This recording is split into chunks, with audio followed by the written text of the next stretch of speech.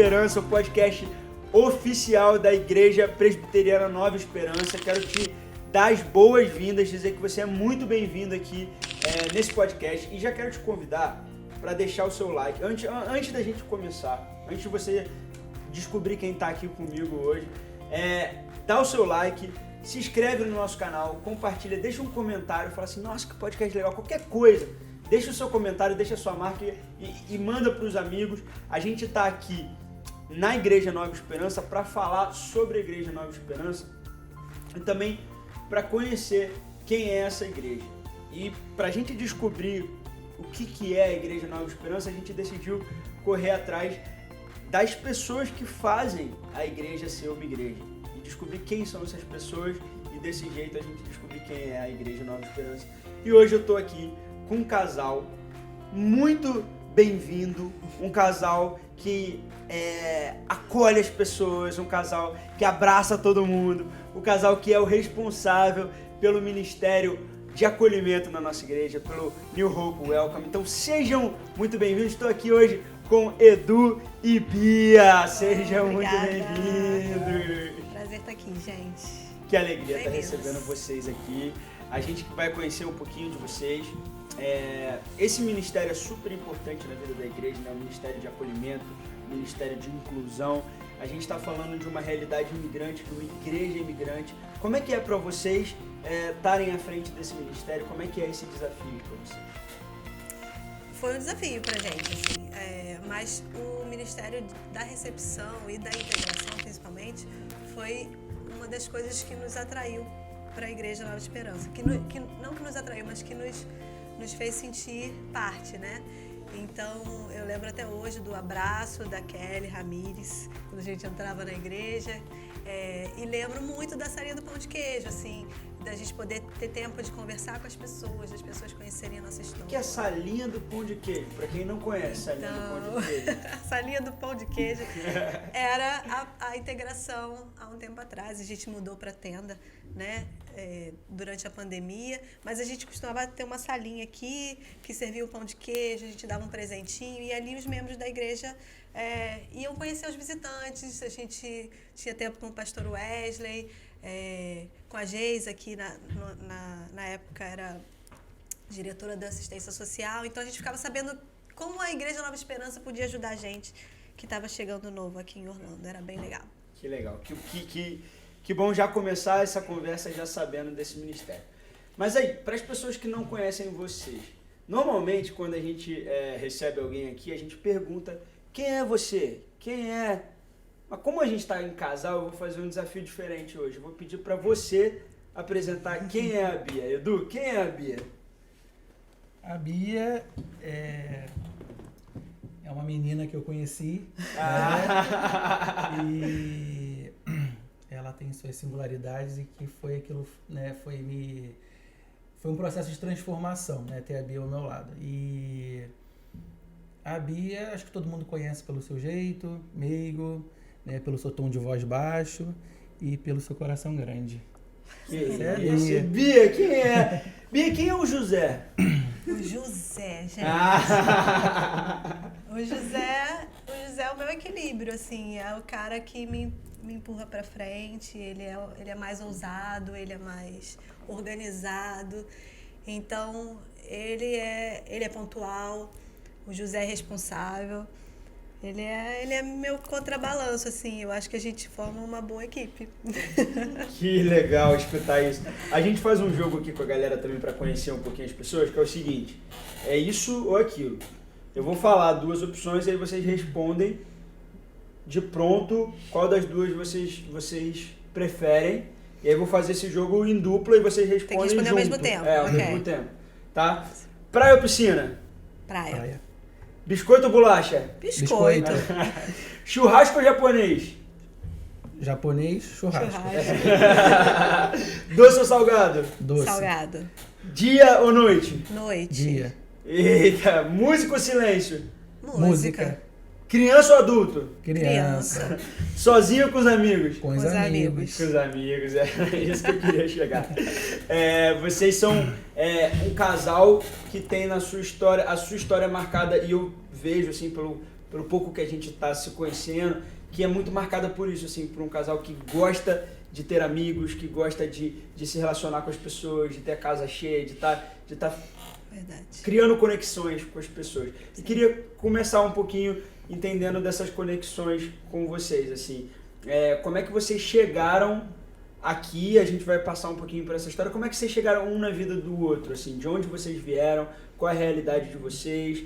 E como é que vocês, da Bia criança, do Edu criança, como é que vocês se juntaram à história de vocês?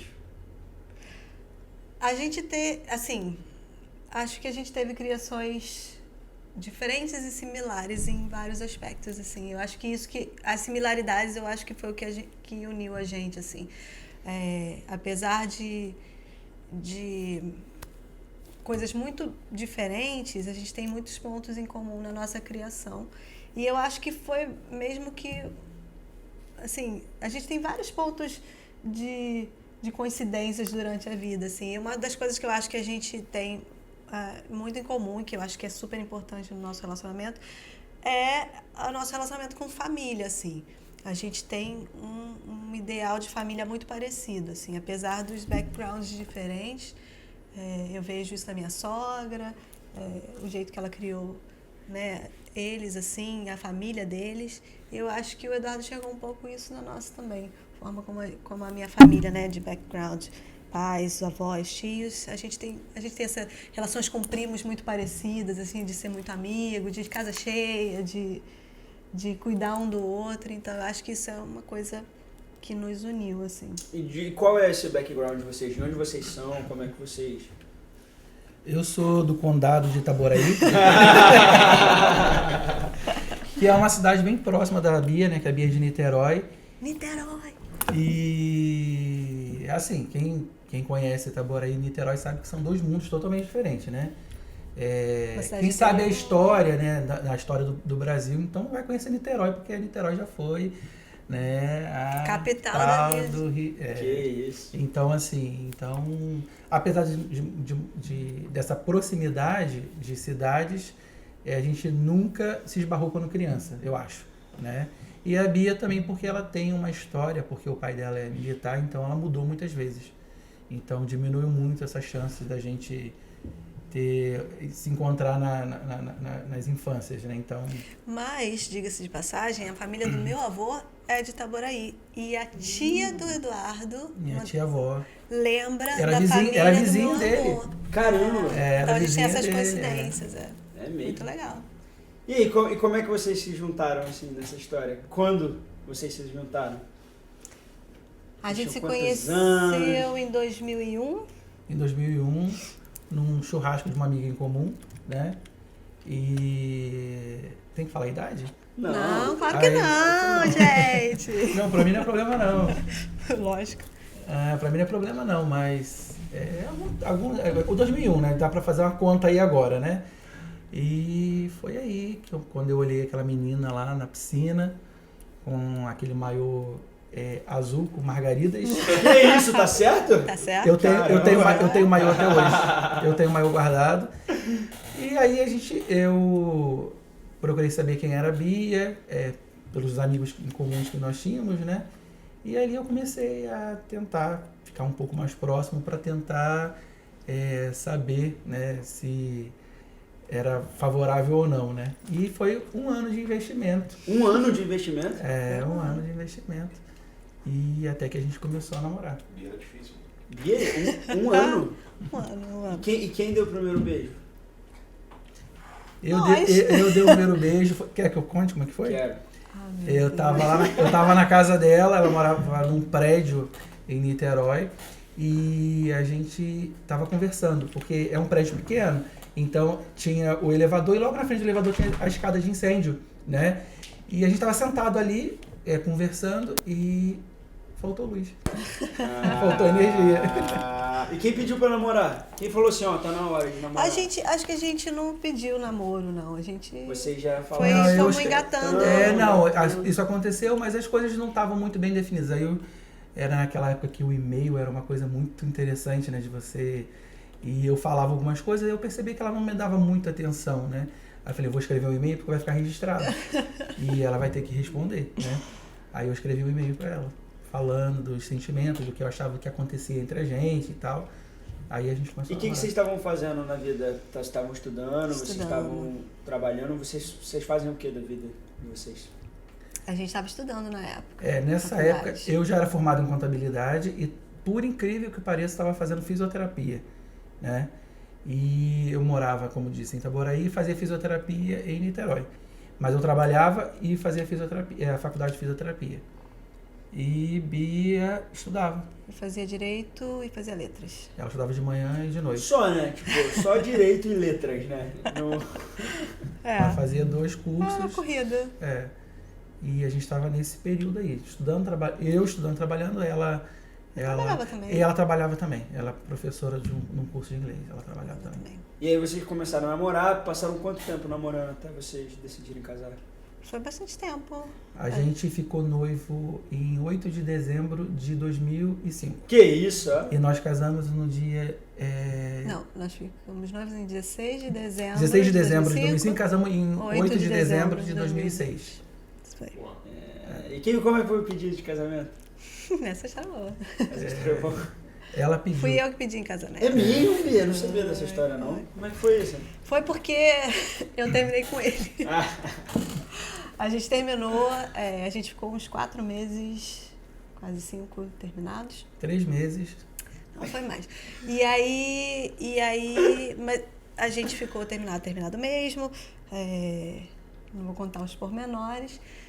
Mas aí, como eu que terminei, quem tem que pedir pra voltar é quem termina, né? Porque eu que liberei, aí eu falei pra ele, marquei pra gente sair, a gente foi pra praia lá em Niterói.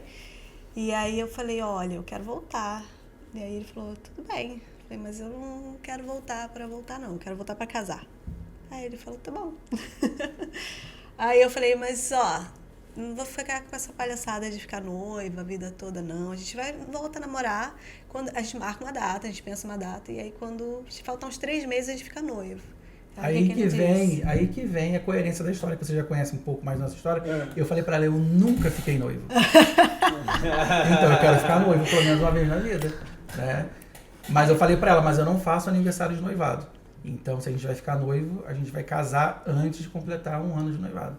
E assim a gente fez. E nessa época vocês já iam na igreja? Como é que começou a relação de vocês com Deus? Já. Eu sou nascida e criada na Igreja Batista. Qual? Primeira Igreja Batista de São Gonçalo, que era a igreja dos meus pais. Mas como o Eduardo falou, como eu mudava muito, a gente sempre estava em outros estados. E aí, geralmente, quando a gente mudava, a gente acabava ficando numa presbiteriana. Então, antes de voltar para o Rio, que eu morava em Brasília... Quem nasceu, né, para ser presbiteriano, pode até correr. Estava na presbiteriana de Brasília, voltei para Niterói e fiquei frequentando a presbiteriana da Betânia, que é do pastor Josué Rodrigues. E o Eduardo frequentava congregacional. Eu me converti na Batista, a primeira igreja batista de Nova Cidade, em Itaboraí. Como é que foi esse processo de conversão? Na verdade é o seguinte, quando eu era criança, minha mãe era da Assembleia de Deus.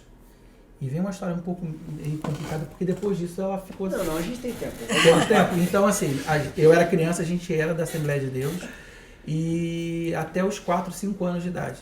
Depois disso, minha mãe foi para a Igreja Católica. E é onde ela está até hoje. Só que eu ia na Igreja Católica e eu não tinha uma ligação. Eu estou falando pela minha experiência, não estou falando que é assim com todo mundo. Não tinha uma ligação e aquilo não me prendia, aquela liturgia da igreja, né? Então, quando eu ia fazer 16 anos, eu passando, era o meu caminho para eu ir trabalhar, que eu trabalho desde os 14 anos de idade, e eu passava em frente a essa igreja para poder pegar o ônibus para poder trabalhar. E teve um dia que eu voltei tarde, eu precisei fazer hora extra no trabalho, eu voltei mais tarde um pouco e ela estava funcionando na igreja. E estava naquele momento, que é o momento que eu acho que é crucial de uma igreja, que é o momento de louvor, né? Que é onde as pessoas são atraídas, enfim, se emocionam. E eu entrei e fiquei muito perto da porta, e era uma igreja muito pequena. eu tenho mania de contar as coisas, né? Então eu contei. Tinham 20 cadeiras de cada lado, pra você ver o tamanho da igreja. Era pequenininha a igreja. E eu fiquei ali, quando acabou o momento de louvor, eu falei, eu vou embora. E o pastor falou bem assim, pode chegar que a gente tem um lugar pra você. De fato não tinha, todas as cadeiras estavam ocupadas, né? Aí quando eu vejo, já tinha uma pessoa do meu lado com uma cadeira. E eu peguei, fui, sentei ali. E ali eu me converti nessa igreja. Caramba, tu passou na frente, tu ouviu, tu entrou. Ali eu me converti, aí depois a igreja mudou, teve a campanha da igreja, da construção do templo, mudou para o bairro, mas era assim, o bairro era grande, não muito próximo de mim. E eu não fui mais nessa igreja, aí eu fui para a congregacional, aonde eu fiquei até conhecer a Bia, na igreja congregacional. Foi aonde eu me batizei, foi nessa igreja congregacional. E quando a gente morava em Niterói, a gente ia lá para Itaboraí, para a igreja. Para vocês terem uma ideia, de Itaboraí a Niterói dá mais ou menos uns 35 minutos, né? 40 minutos. 40 minutos. 40 minutos. Então a gente saía de domingo de manhã, a gente ia para o culto na igreja em Itaboraí.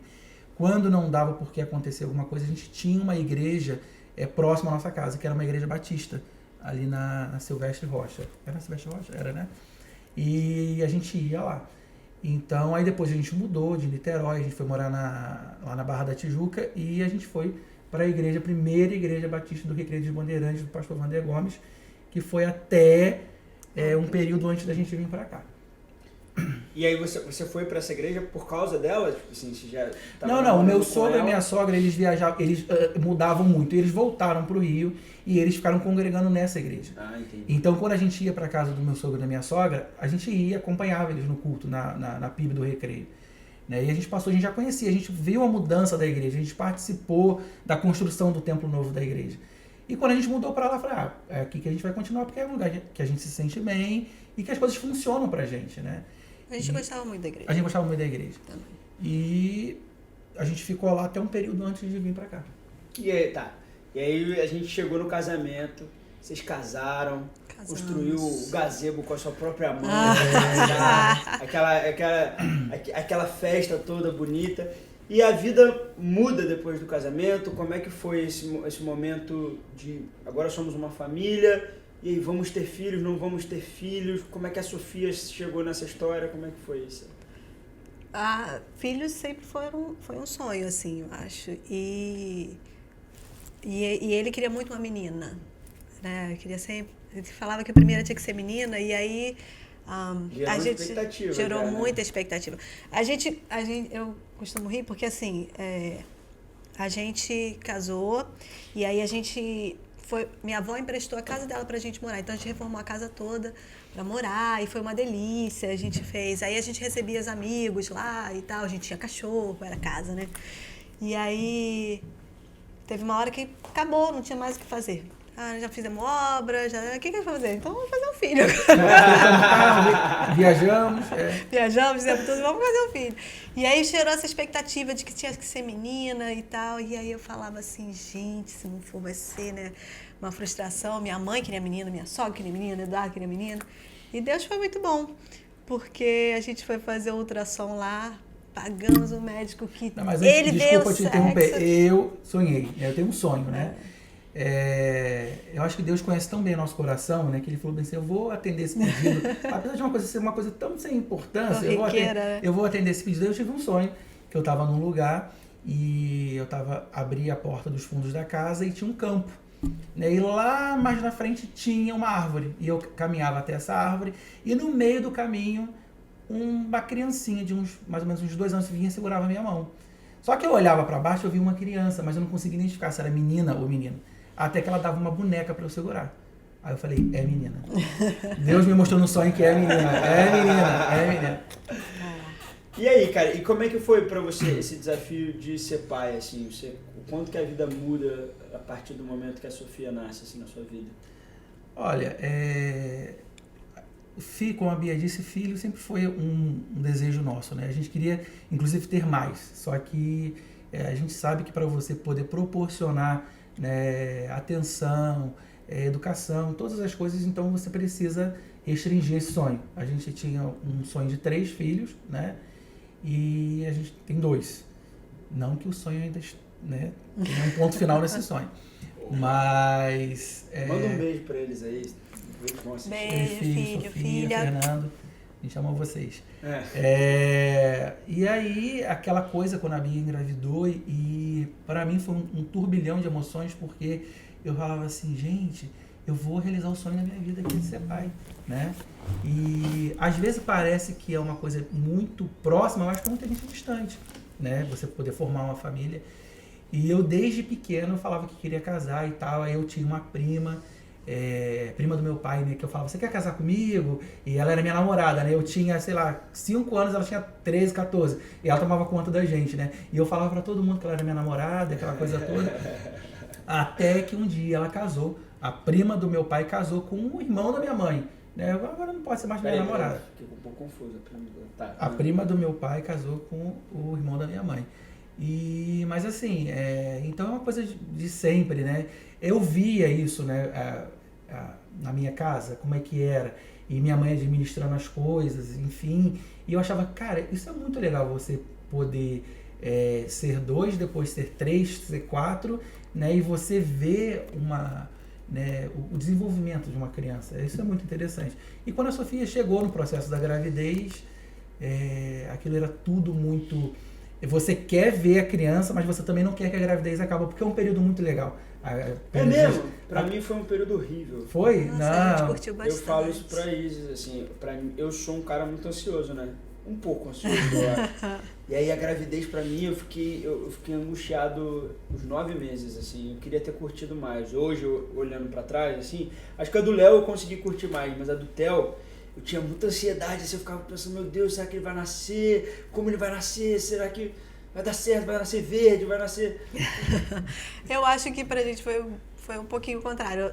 A gravidez da Sofia a gente curtiu mais, porque era tudo muito novo. Então, foi tudo uma descoberta, assim. O do Fernando, como a gente já tinha uma expectativa, né? Já sabia como funcionava, foi mais tranquila, digo assim, né? Mas a da Sofia foi muito excitante, eu acho. Foi muito curtida, assim, né? Pô, eu tô falando que eu acho que era legal, assim, acho que eu deveria talvez ter curtido sim. mais, assim, esse momento. Eu queria ter curtido mais a do Fernando, porque às vezes eu me sinto assim, podia ter curtido mais, mas como você já sabe muito o que vai acontecer... Passa rápido, Passa né, muito cara? rápido, passa muito rápido. Eu vejo esse olhar, assim, o Fernando já é um... 9 anos, cara. Um garoto grande já é um a gente não tem quase mais bebê. adolescente daqui a pouco, né? E é isso, assim, isso que você falou, assim, de olhar a vida com essa nova perspectiva de você ter filhos, assim, as responsabilidades vão mudando também, né? Assim, você começa a entender que você precisa gerar ali coisas na vida daquela pessoa que vai gerar pro futuro, né? Assim, então, muda bastante o olhar a respeito do que você vai fazer, de como você vai fazer, de para onde você vai, de vou pular de bungee jump, não vou pular de bungee jump. A vida começa a ter outros caminhos, né? E aí, como é que foi esse lance de vir morar nos Estados Unidos? Sofia e Fernando já estavam vivos, já estavam existindo, já estavam criando suas relações, vocês estavam fazendo o que no Brasil? Como é que estava o movimento da vida de vocês nesse momento, assim? A gente estava num momento bom da nossa vida, assim, eu acho.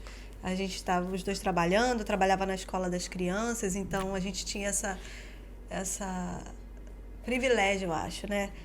O Eduardo ficava com eles de manhã, levava eles para a escola, e eu na escola pegava eles e trazia para casa, então a gente estava sempre muito junto. Isso é um privilégio que eu sei que muitos pais não têm, né? Então, era um momento bom pra gente, assim. Não sei, acho que o sonho nasceu no Eduardo, assim, nessa coisa do vir pra cá. E aí a gente se submeteu a esse sonho a Deus, assim. Eu confesso que eu fiquei um pouco assustada, e aí eu falei assim, olha, a vida tá toda organizada, a gente mora aqui, perto dos pais, sabe? A gente tinha todo o apoio. Eu falei, então, se você quer isso, vamos orar, vamos estabelecer metas. E aí a gente fez isso, a gente orou a Deus, submeteu à vontade dele e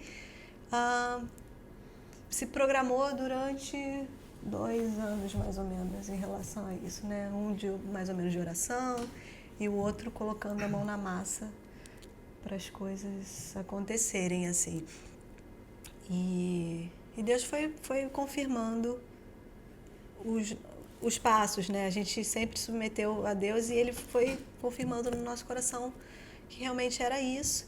E a gente veio muito sem expectativa, no sentido assim, do que ia acontecer, porque a gente tinha muita certeza que, independente, isso aqui foi um período que Deus separou para a gente como família.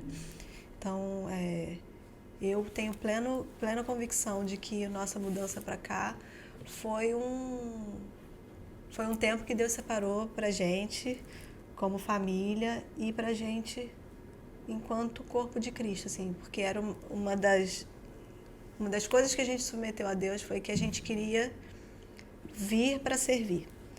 Então, acho que isso foi o diferencial, talvez, na nossa...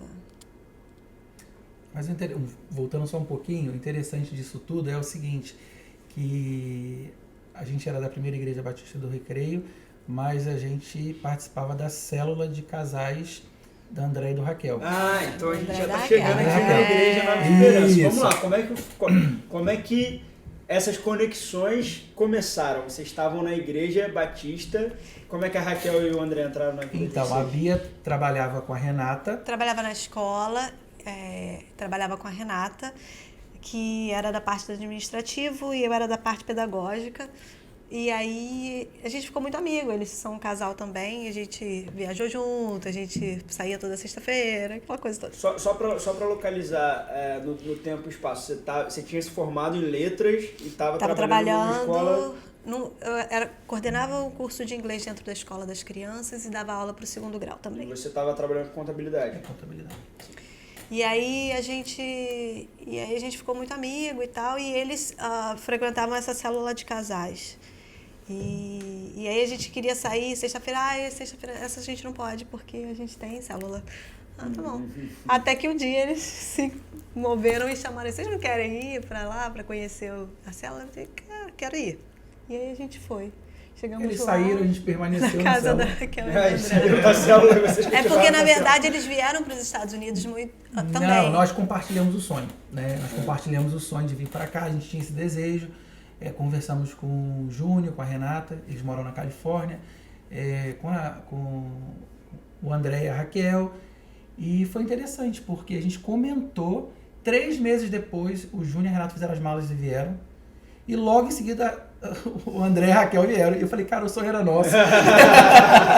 E eles vieram, mas cada um no seu tempo, né, na sua organização. Nós participamos da célula. E com isso, nos últimos 2, 3 meses, a gente começou a frequentar a Igreja Presbiteriana das Américas. Uhum. Então a Renata e o Júnior vieram, a gente continuou na célula, e a gente ficou muito amigo do André e da Raquel. E aí o Júnior e a Renata foram para a Califórnia e a gente já tinha decidido que a gente viria para cá. E André e Raquel vieram para cá 3 meses antes da gente. Então, quando a gente chegou, eles já ligaram, olha, vocês vão no domingo, a gente vai para a igreja. E trouxeram a gente para cá. E aqui estamos, desde então, assim. Quando eu olhei a igreja, eu falei assim, cara, uma igreja pequena, né?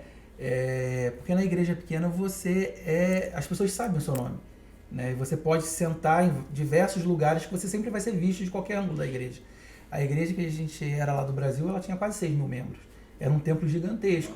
Então, mesmo se eu permanecesse todo domingo no mesmo lugar, nem sempre a pessoa que estivesse ao meu lado era a mesma todos os domingos, né? Então, assim, eu falei, cara, que é difícil de você estabelecer conexões. É complicado. E eu sempre vim de uma igreja pequena. Não, a Bia sempre foi de igreja maior. E quando eu olhei, eu falei, cara, uma igreja pequena, eu consigo contar as cadeiras. Eu pensei, né? Então, aqui vai ser aqui mesmo, eu vou ficar aqui. E a gente tinha conversado com a Raquel e com o André, e a gente falou do nosso desejo de servir, né? Aquela coisa toda, e de repente... Eles desempenharam um papel, o André e a Raquel desempenham um papel muito importante na nossa vida, assim, de amigos e de liderança, assim, eu acho, a gente, nessa questão de casais, assim, então a gente veio muito, muito mesmo, meio que seguindo o nosso líder e tal. E aí, quando a gente chegou, acho que a gente estava aqui há uns há 6 meses ou um pouco menos, a Raquel ligou e falou, então, o pastor Wesley me perguntou se vocês gostariam de ser membros. Eu falei que acho que sim, mas e aí? E a gente falou, não, a gente quer. E aí... Vocês já estavam aqui? Já estávamos aqui. Aí teve o café dos membros. Não, mas ela falou, ainda bem, é só para confirmar que eu botei o nome de vocês na lista. E aí a gente veio pro café de recebimento dos membros. Foi muito legal. E no final você preenche uma ficha aonde você quer servir. Os ministérios que você gostaria de servir na igreja. E aí a gente marcou recepção e o Eduardo marcou mordomia. Porque eu falei, você tem que marcar na mordomia. Porque é a área dele, né? E aí daí a gente começou a se envolver nos ministérios, a gente começou como parte do Ministério de Integração, né? E conectar com as pessoas e servir. E aí eu falei assim pro Eduardo que a gente veio para servir, então a gente não vai dizer não para nada. E aí a gente serviu no Ministério da Integração. Aí, depois de um determinado tempo, a Gláucia e o Edgar vieram chamar a gente para servir no Ministério de Família. A gente entrou no Ministério de Família. E logo depois veio a pandemia. Então, quando entrou a pandemia, a gente ficou naquele meio suspenso, né, no começo. Então, não sabíamos como as coisas iam funcionar muito ainda. E quando a gente ensaiou... a volta aos cultos presenciais, que não voltou todo mundo, era feito aqui na igreja, mas era pela internet também. Foi uma mudança de ministérios, então a gente foi convidado pelo pastor para liderar o grupo de recepção, assim, e aí a gente veio. Mas na pandemia a gente estava aqui, todos os domingos ajudando na produção dos cultos. Não tinha o protocolo de segurança, todas essas coisas, a gente estava aqui. E foi um período muito interessante, porque eu conversando inclusive domingo com a Sônia na igreja, ela falou bem assim, porque nessa pandemia a gente não lembra o que a gente fez. Eu falei, eu lembro o que eu fiz. Eu lembro perfeitamente o que eu fiz. Ainda mais todos os domingos, eu lembro perfeitamente. Estávamos aqui. E aí, uma coisa que acho que a gente acabou pulando, como é que foi para as crianças vir para cá? Para vocês decidiram e vamos embora. E muita gente tem um filho aqui, muita gente traz o filho bebezinho para cá. A Sofia já veio um pouquinho maiorzinha, né? A Sofia chegou com 9 e o Fernando chegou com 5. E aí, como é que foi essa adaptação deles? A gente tinha essa preocupação da adaptação, mas eles são muito tranquilos, né? Depois que fica adolescente que complica, mas quando é criança é bom, cara. Mas eles conheciam Orlando, né? Então nós viemos para cá algumas vezes com eles e assim, é a terra da magia. Apesar dos meus filhos não gostarem da Disney, desculpa aí, galera, eles não gostam da Disney. Calma. Vai voltar. Mas vai chegar esse tempo de novo. Mas eles gostavam, porque é a cidade bonita, tudo funcional, aquela questão de você ser a cidade das férias, né? Então é tipo assim, a cidade é onde eu tô sendo criança 100%, eu não tenho, vamos dizer, obrigações, porque eu não tenho escola.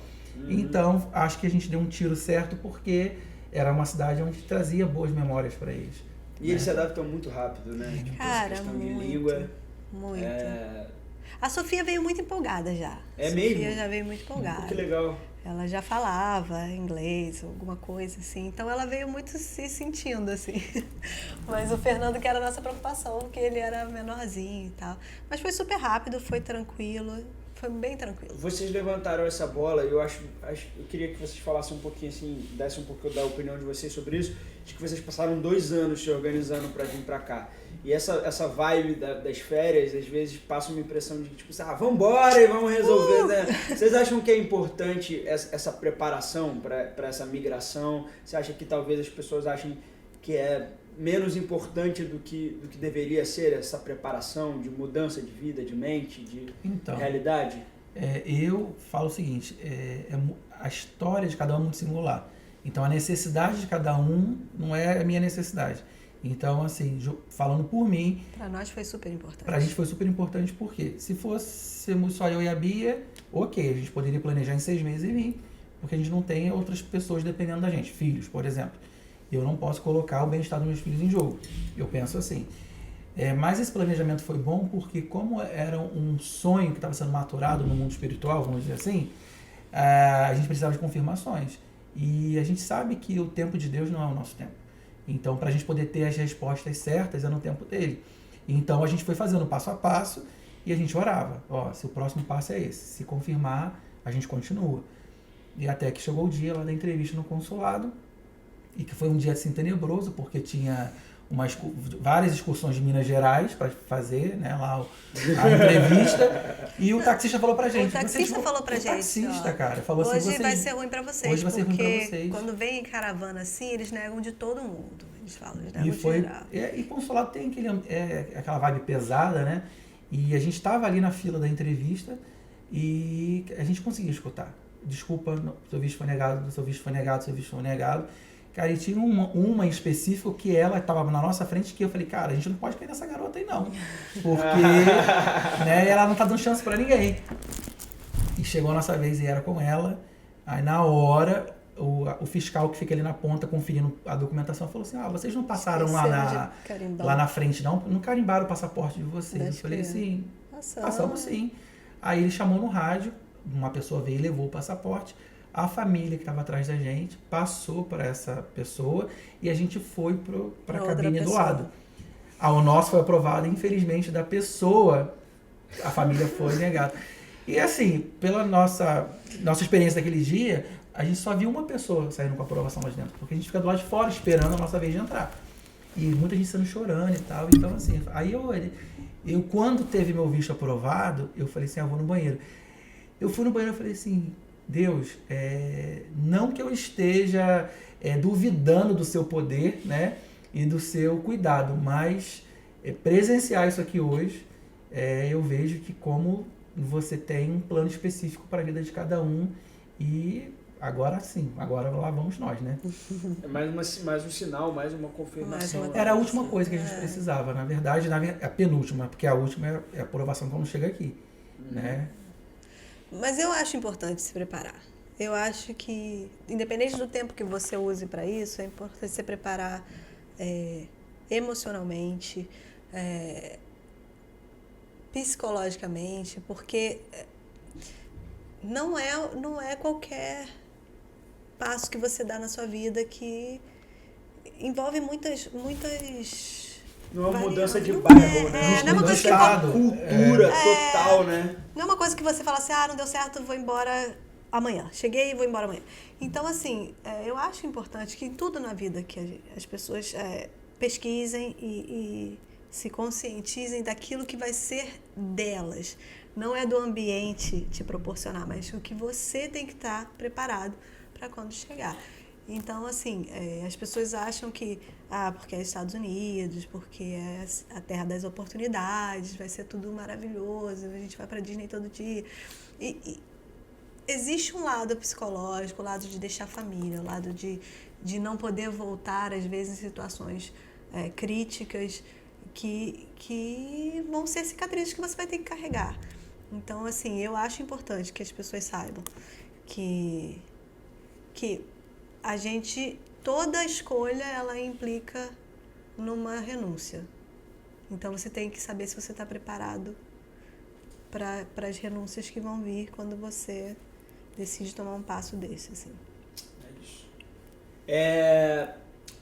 Eu sei que você é colaboradora e acompanha o escritório de imigração aqui da nossa igreja e queria que você falasse um pouquinho sobre qual é esse sentimento. Assim, a gente algumas vezes já teve a oportunidade aqui de conversar sobre o escritório, tanto com a Adriana, com a Geisa, todo mundo traz muitas histórias e referências do escritório de imigração, e acho que é super importante a gente valorizar para a igreja, para a vida da igreja, o potencial missionário que existe nesse escritório. Você, acompanhando o escritório, você entende que tem um viés missionário, uma ajuda que é feita à comunidade através desse projeto da igreja, sonho da Nova Esperança? Eu acho que o escritório ele é totalmente missionário, independente de tudo que a gente investe nele, ele primordialmente ele é um escritório que atende pessoas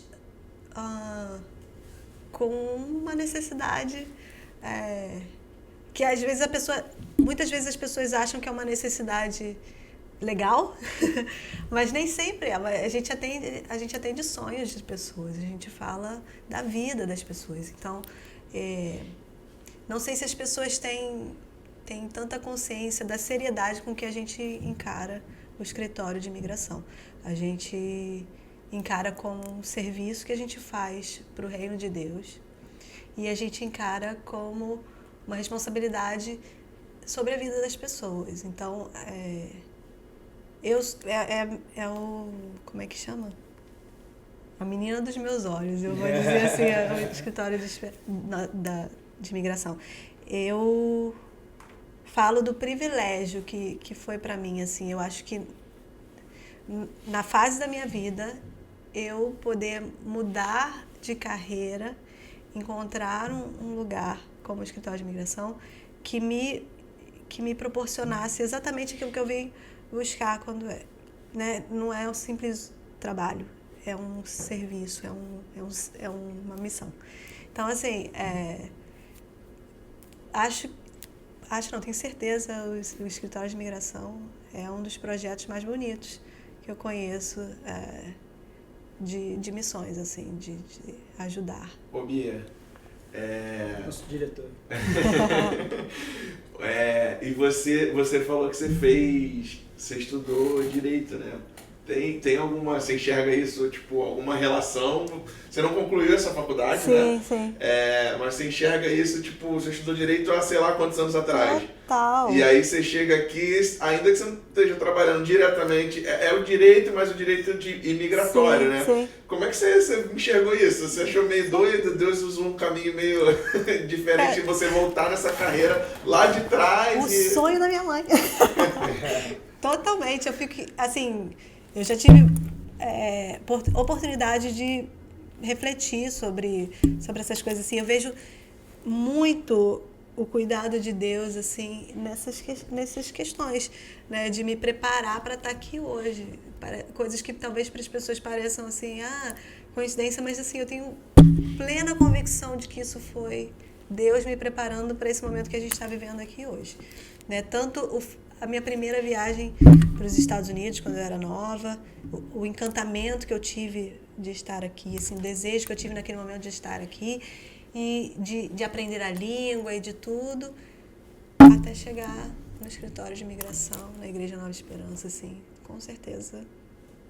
E esse é um traço da personalidade da igreja também, né? Se você conseguir ver que é uma igreja que se importa, né? Tipo assim, você pensar que a vida do imigrante não é uma vida fácil. Você falou da questão de se preparar emocionalmente, psicologicamente, mas tem também uma preparação espiritual que é importante nesse processo de você mudar de país. Assim, às vezes as pessoas valorizam um pouco isso, assim, né? Sim. Tipo,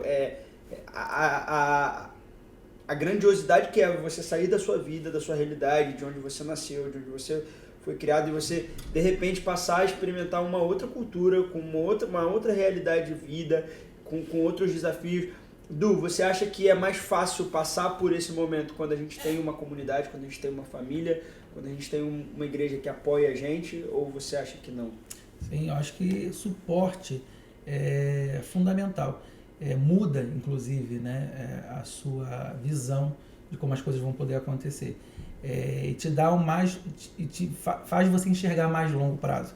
Então, se você chega num lugar que você não tem um suporte, que você não tem um cuidado, isso te limita, né? Isso restringe os seus sonhos.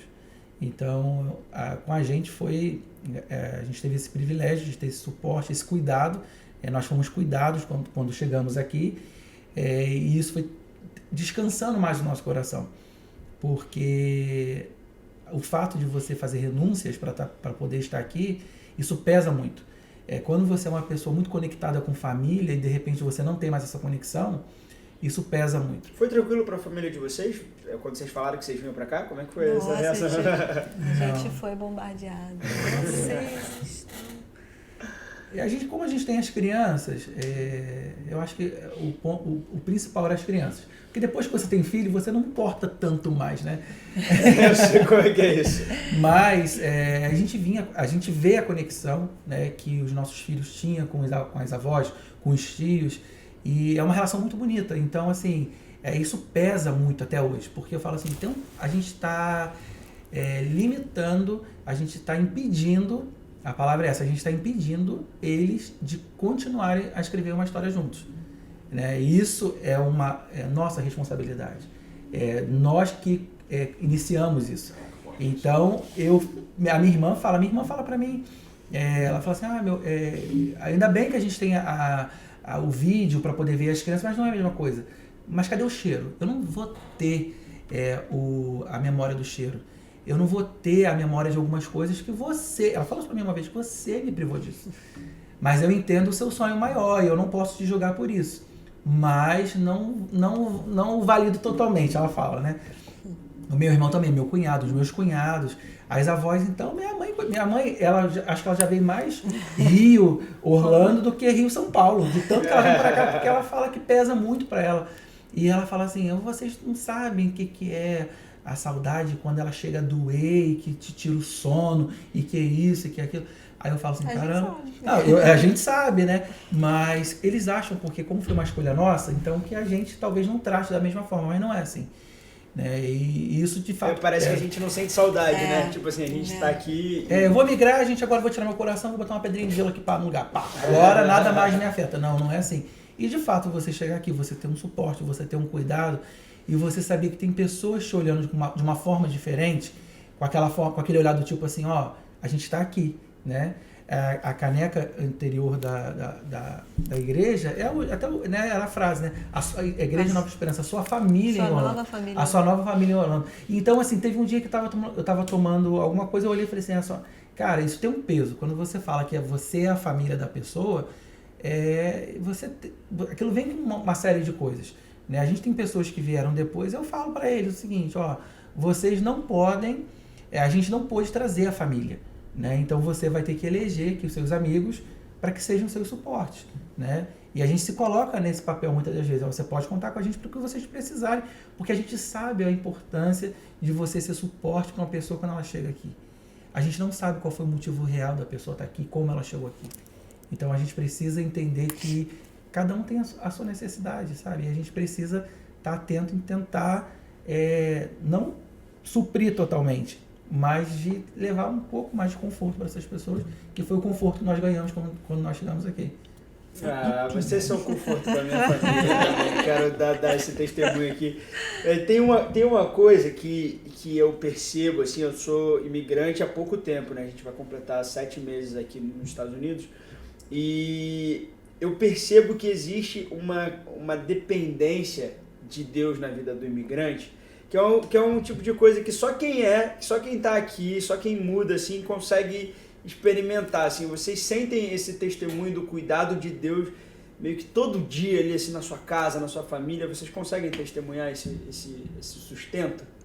Sim, vocês acham que é diferente também ou não? Eu ia falar isso, eu acho que essa questão de migrar, ela é um prato cheio para você aprender a desenvolver sua dependência de Deus, assim.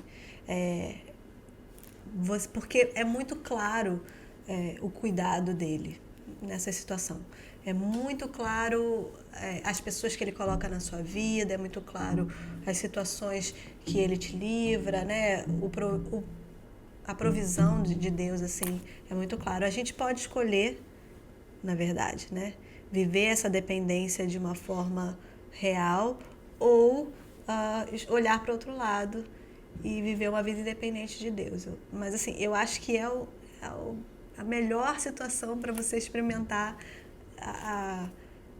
essa graça de Deus, assim, quando você está num lugar diferente, fala outra língua, sem a família, você poder estreitar o seu relacionamento com Deus, eu acho que é a melhor situação. E a gente vê que existe uma preocupação da Igreja Nova Esperança, de toda a liderança desde que a gente chegou até hoje, de que a Igreja Nova Esperança seja esse elo de ligação.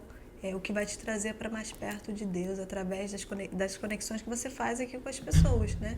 A princípio. Então, acho que as pessoas da Igreja Nova Esperança são, nesse momento, o olhar de Cristo, o amor de Cristo, o abraço, o cuidado de Cristo sobre a vida do imigrante, assim. E você tem esse estigma também da comunidade de às vezes das pessoas dizerem que o brasileiro não se ajuda, né? De que tem essa noção de tipo, eu sofri, você vai sofrer também e tal. E aí é interessante você ter uma comunidade de brasileiros que muda um pouco esse discurso, esse pensamento, falar assim, não, cara, aqui a gente não está tentando passar a perna em você, a gente está aqui para desconstruir essa imagem de malandragem, de passar por cima e tá aqui para oferecer essa mão de ajuda mesmo, assim, esse amor. A história do povo de Deus, ela é uma história que ela é muito marcada por imigração, né? Assim, essa terra é uma terra de movimento,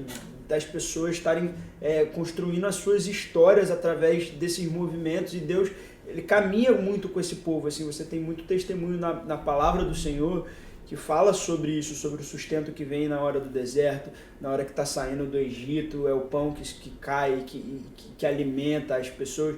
Então a gente poder perceber esse testemunho de cuidado é uma coisa que inspira a gente, né? E que traz, acho que, força para o dia a dia, porque não tem um dia que é mais fácil, né? Assim, não tem um dia que é suave, que é tranquilo. Todos os dias são lutas que a gente tem que ir vencendo e que a gente precisa ir conquistando juntos.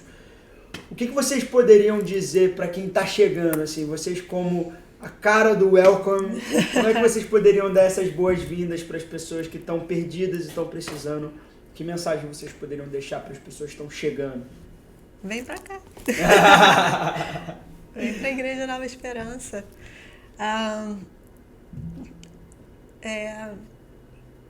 Acho que procure realmente uma comunidade que te acolha, desenvolva laços com as pessoas. Acho que a conexão com pessoas é o que vai te sustentar num primeiro momento aqui. Conhecer, ter apoio, eu acho que é isso.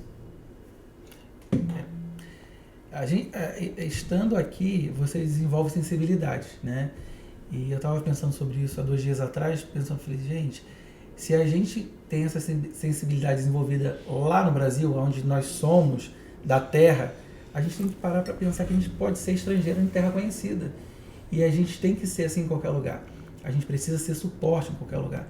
Então, para você que está chegando, a gente está aqui para te ajudar a você se encontrar nesse contexto e esperamos ser ponte no estreitamento do seu relacionamento com Deus e com as pessoas que aqui estão. E quando você vier aqui na nossa igreja, primeira vez, vai ter um cafezinho. Sempre café, tem um cafezinho. Tem biscoito, não tem bolacha, gente, mas tem biscoito. Não, se você for de São Paulo, a gente dá uma bolacha. Não? Não, venha pra cá que você vai comer o biscoito com a bolacha e o que você precisar. E aqui a gente vive esse desafio também multicultural do Brasil, né? De você estar num caldeirão, de você ter essa realidade de ter a galera do Nordeste com a galera do Sul, com a galera do Sudeste, com a galera do São Paulo, com a galera de Minas, com a galera do Amazonas. E a gente fica aqui vivendo esse caldeirão de Brasil, né? Que a gente tem muito... E é uma riqueza, né? Eu acho assim, muito interessante. Você acaba descobrindo coisas que lá você não tinha oportunidade pela sua regionalidade ali, né? Ficar muito no seu quadradinho. Aqui a gente descobre coisas maravilhosas de cada tudo, região. De comida, né? De tudo, assim. E isso é real, muito rico, assim. E é rico para os nossos filhos também, né? Sim. Eu vejo isso, assim, de como às vezes a gente valoriza pouco isso, assim, a possibilidade de você falar pelo menos 2 línguas, já começar essa vida meio que em 2 caminhos diferentes, linguísticos, e isso poder abrir para um terceiro, para um quarto, é uma coisa que só a gente consegue desenvolver com as crianças assim, de uma maneira muito rápida. Deixa eu te fazer uma pergunta que a gente fez para todo mundo, essa é a única pergunta em comum que a gente faz, que é: qual é a sua melhor lembrança na Igreja Nova Esperança? E aí são duas, né? Não pode repetir. Não pode ser a mesma, Não né? pode ser a mesma. A gente não combinou mesmo.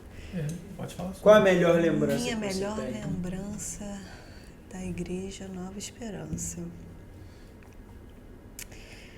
Minha melhor lembrança da Igreja Nova Esperança, eu acho que